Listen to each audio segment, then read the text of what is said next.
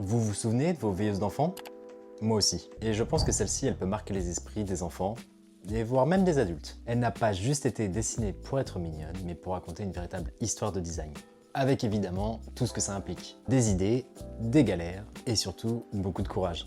Cette lampe, elle s'appelle Noé, et elle vient d'une jeune marque qui s'appelle Bavardage. Derrière, on retrouve deux designers, Lola et Philippe. Ils se sont rencontrés un peu par hasard, à cause d'un mail. Et ce genre de mail qu'on envoie tous pour créer le contact et pourquoi pas ouvrir sur un projet, eh bien il les a emmenés jusqu'à un ours en bois à assembler. Et c'est là que c'est bien intéressant, c'est parce que Bavardage, c'est pas juste une petite marque de luminaires. C'est deux personnes qui ont décidé de créer de leurs mains un objet entier. Et tout ça en France, en petite série, avec du bon sens et beaucoup de patience. Et c'est typiquement le genre de projet où tu découvres qu'entre on a une idée et on a un objet, eh ben, il se passe beaucoup de choses. Il y a 20 prototypes, des week-ends entiers à poncer et également des devis qui piquent un peu. Mais au bout du compte, il y a Noé. Une lampe à poser en velcro mat. Il s'agit d'une sorte de boîte teintée dans la masse, qui est également solide, recyclable et surtout doux au toucher. Mais il y a surtout une lampe à monter soi-même, sans vis, sans colle. Un objet ludique à assembler en famille, un peu comme un puzzle qu'on éclaire. Et vous savez à quel point j'aime les interactions avec les objets.